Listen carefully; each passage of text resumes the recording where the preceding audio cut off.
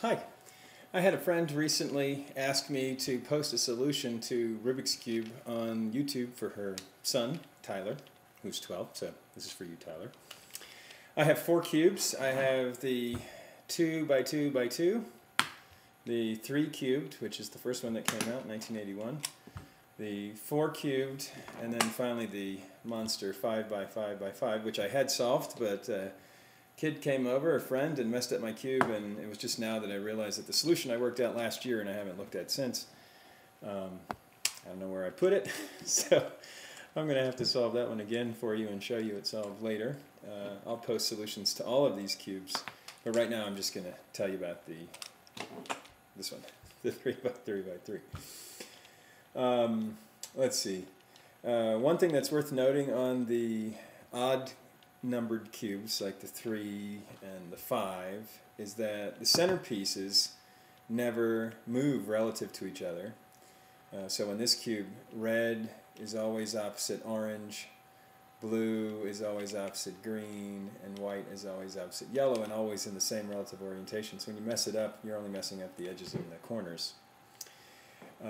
The way you want to think about it when you solve the cube is that it's a 3-dimensional object, so you want to honor that and solve it 3-dimensionally. So you'll work your way down. You'll pick the top. I'm going to choose white. Solve it and honor the edges. Then move down to the middle row and then do the final row, the bottom. Alright, so when you mess it up, you're never messing up the centers. You're only messing up the edges and the corners.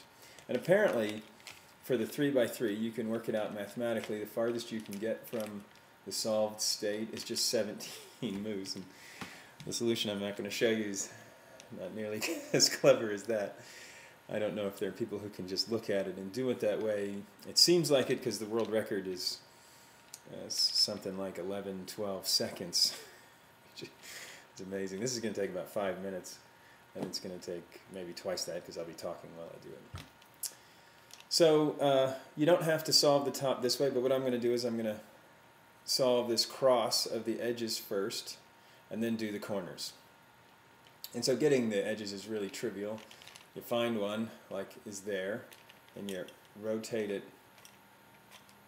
You rotate it up so it's sitting next to the centerpiece, and then you twist until it matches the face that it's on, and you keep it that way so that when you put the next one in place, like I just did the green one, that it lines up with its centerpiece, and you continue. So this is really trivial.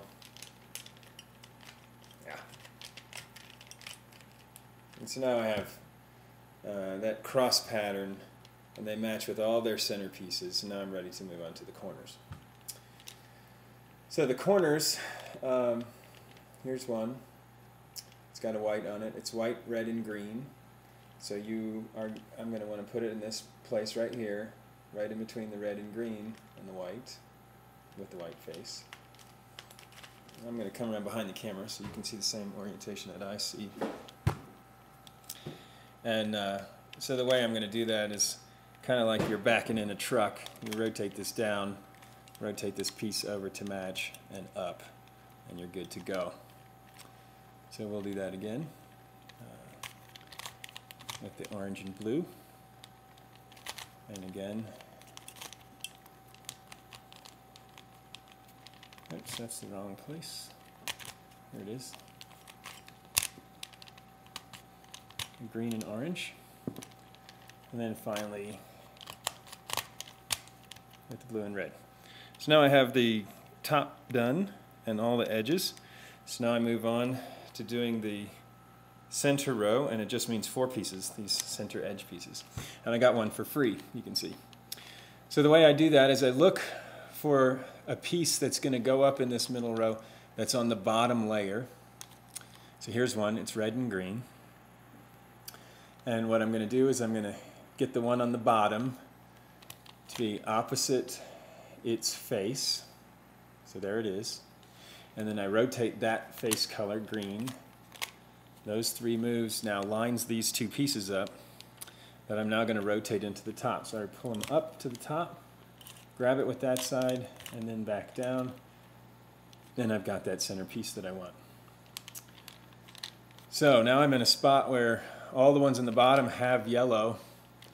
So the remaining pieces, this one and this one, I have to pull one down. So I'm going to put one of the bottom pieces up there just to give me access to it. Now here I have red and blue. I get it opposite the blue. Rotate the blue like that. Pull it up. Now I have that one in place. And now I have green and orange. I do the same move, and you'll notice that I have left-handed and right-handed versions of each of these moves, and I use whichever I need. So now I've got the top and the middle. I move down to the bottom. You might think you're 2/3 of the way done, but you're not, because the moves get really complicated towards the bottom. And when I do the bottom, I'm going to get the cross first and then the corners. And you can see I have none of the cross pieces showing me yellow. So I'm going to have to do this move. I'm going to show you several times. Okay, so there's a stripe. I go across the stripe, and I will get an L shape of yellow. One more time, and I'll have my cross, which may or may not be in the same right orientation, and it's not. I've got orange and blue correct, but red and green need to be flipped, and I can do that with this move.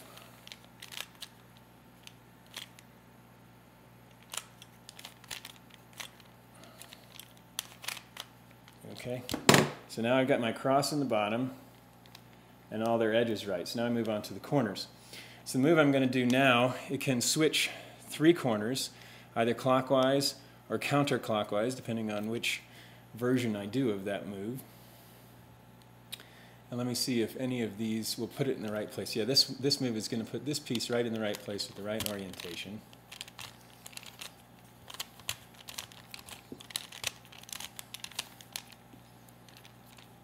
And I got lucky. I got 2 for the price of 1. To get the last 2, I can tell from the fact that the green is facing out that I have to redefine what's the bottom. The bottom is now going to be green and the top blue. And I have to do that move twice. Once left-handed, and then immediately right-handed.